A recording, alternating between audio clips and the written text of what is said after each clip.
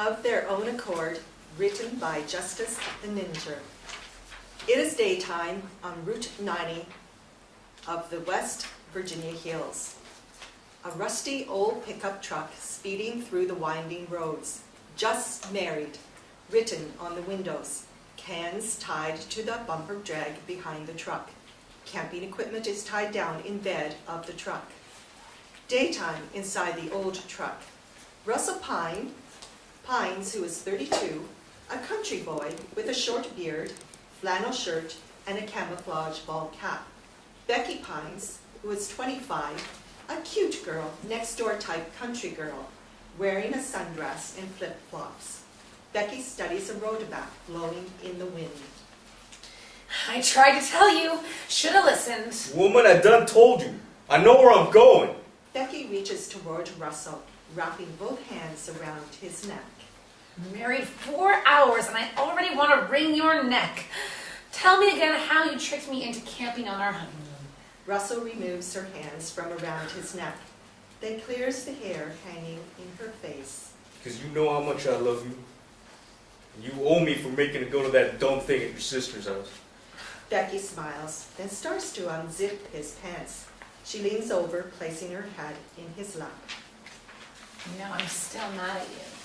Becky starts to give Russell oral sex. Russell tries to fight the urge of closing his eyes, but he can't. He closes his eyes with a big smile on his face.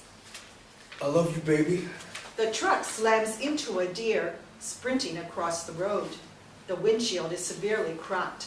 Russell's head is on the steering wheel with a small amount of blood on his forehead. Becky is lying on the floorboards, her head at Russell's feet. Baby, you okay? Russell helps Becky off the floor. What the hell? Russell zipping up his pants. Goddamn dear. Let me look at you. Russell inspects Becky's face and head. He kisses her on the forehead. Becky notices the cut on Russell's head. She reaches out to touch it. Russell grabs her hand. I'm fine, baby. All right, let me go check this out. The deer is lying in the middle of the road, injured and not moving. Russell reaches for the door handle. Becky grabs his arm. Don't let her suffer. Russell makes eye contact with Becky, then steps out of the truck, continuing onto Route 90. Russell walks to the injured deer, lifts up his shirt, exposing a 4-inch buck knife attached to his right hip. He unsheathes the knife and kneels down at the deer. It's okay, girl. Russell steadies the deer's head, then in one fast motion slits her throat. Blood pours onto the street slowly. Russell looks back at the truck. Becky is covering her eyes with her hands. Russell gets up and walks toward the front of the truck. The truck front bumper is smashed, and the driver's side wheel well is bent badly. Pop the hood, baby. Russell lifts the hood and smoke bellows out. After the smoke dissipates, Russell inspects the engine block. Well, shit. Russell motions his hand toward Becky. Give her a try. Becky tries to start the truck up, but the engine does not turn. Russell inspects the engine more closely. Again? Becky tries again, but the truck does not start. Okay, stop. Russell walks over to the driver's side window and leans on the door. Disappointment painted on his face. Well, baby, you don't look good. Becky puts her hand on Russell's arm, comforting him. It's gonna be okay. You ain't gotta walk too far. Bullshit. You think I'm gonna leave you out here alone? Sure do. Russell starts to walk away. Come on, baby. Grab the shotgun. Becky rolls her eyes. It is dusk on Route 90.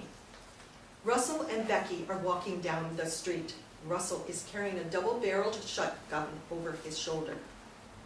You know, just because I married you doesn't mean you can boss me.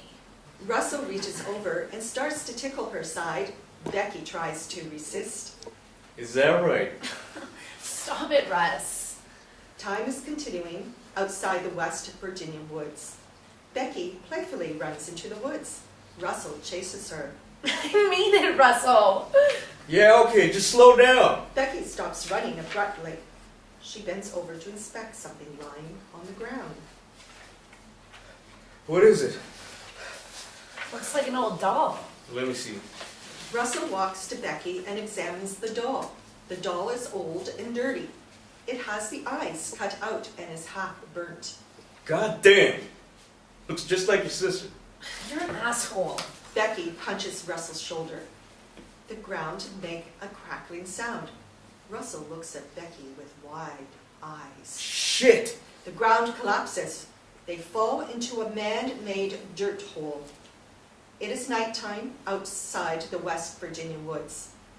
Dale Harris, 25, inbred hillbilly with shaggy hair, dirty, leathery skin, and a mouth of rotten teeth, has a hunting rifle slung over his torn overalls. Dale is walking with his younger brother. Rocky Harris, 21 years, a dirtier, younger version of his brother Dale.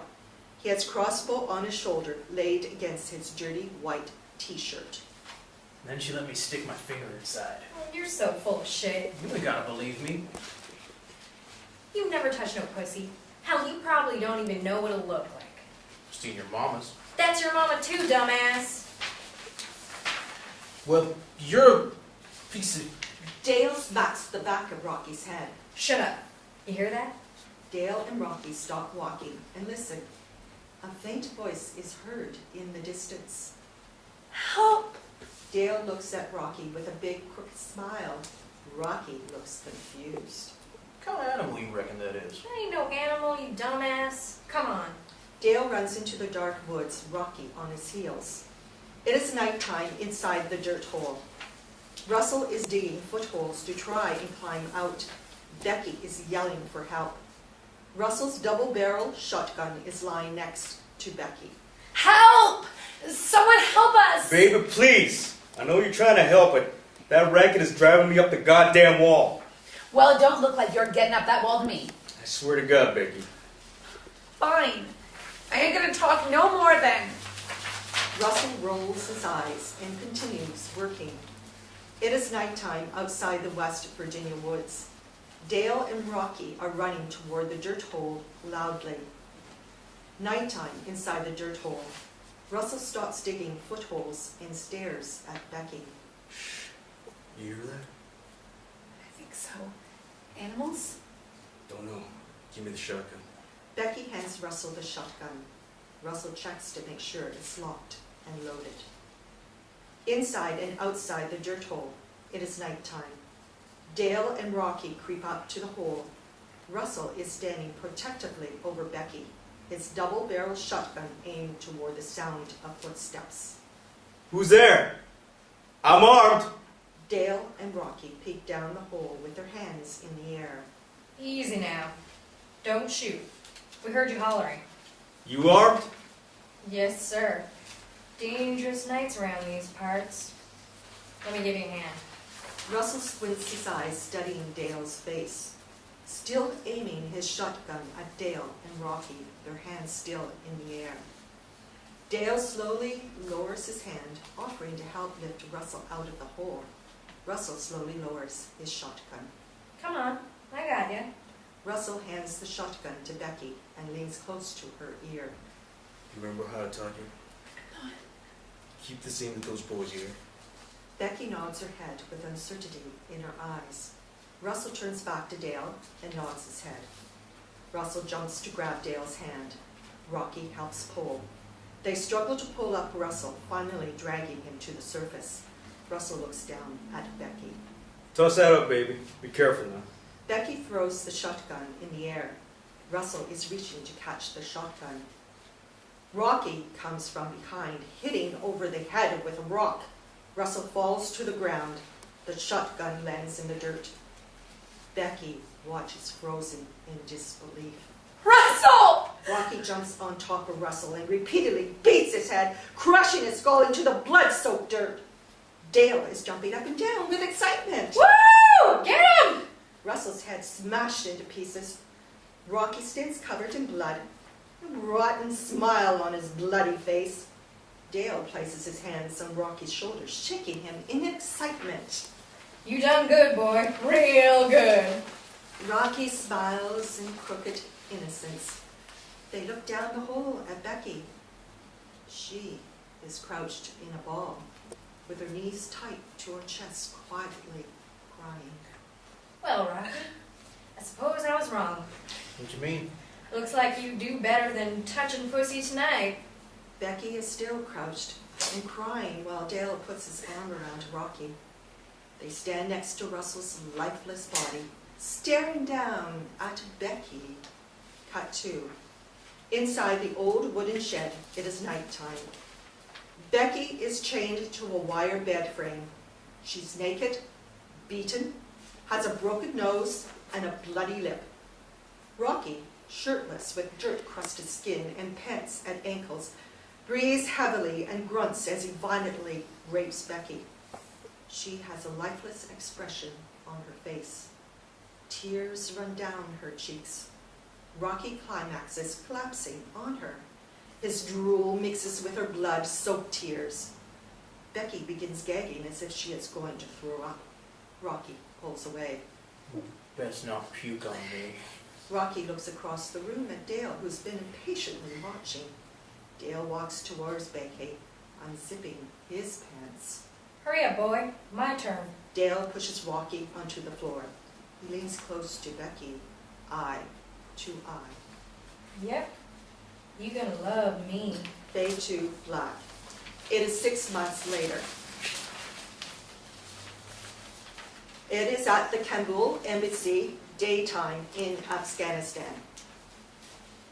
2 white sedans covered in dirt stop at the embassy entrance. The clean-cut Marine security guard nods at the lead vehicle and lifts the metal security gate. The 2 sedans drive into the embassy. Moments later, inside the rear white sedan, Tyler McNeil, 26, former Special Operations Ranger, humble young face with experienced eyes, shaggy hair and beard, wearing a shamag around his neck, khaki color cargo pants, and a dark button-up shirt.